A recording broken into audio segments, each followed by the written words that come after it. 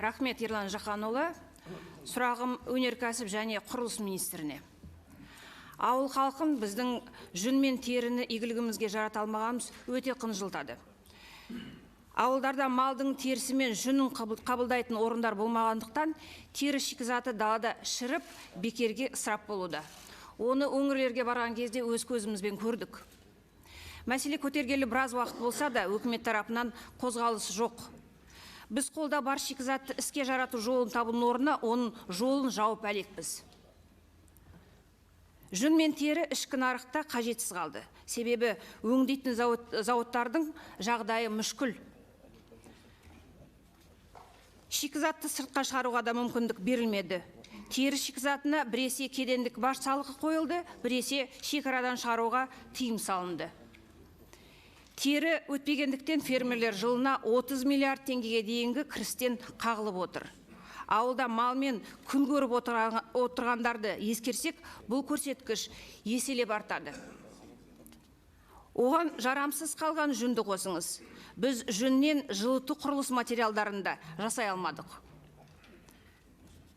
Қажет десеңіз, жүннің 1 килосы шетелге 500 теңгеге сатып, сол жүннен жасалған дайын өнімді 100 есе қымбат бағаға сатып аламыз. Сонда министрліктің жүздеген мамандары не ойлайды екен? Қанат Бейсенбайұлы Шарлапайұлы. Құрылыс және өнеркәсіп министрі. Құрметті Қарақат Жақсықызы, сұрағына рахмет. Өте өзекті мәселені көтеріп жатсыз. Ол менің осы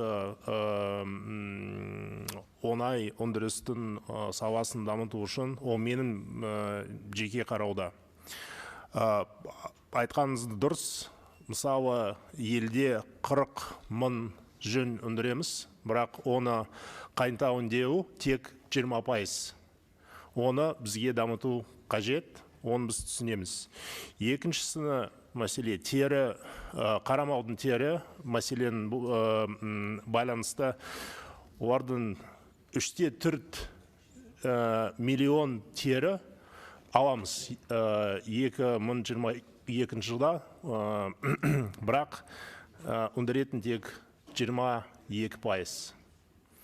Сол бірінші осы саланы дамыту үшін бізде қазір бірнеше жобаларымыз қарауда. Бірінші Ақтөбе қаласында жүн өндіретін завод қоямыз. Осы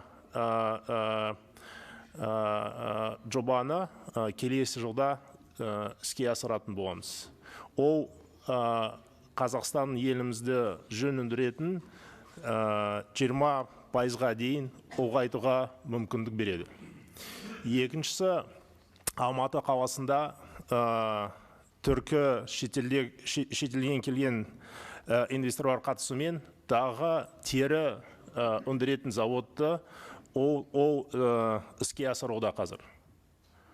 Келесі жылда оны іске асыратын боламыз. Сол сұрағыңызға рахмет. Біз сізге де депутаттарға баяндаймыз, қалай оңай саласын дамытамыз елімізде. Рахмет.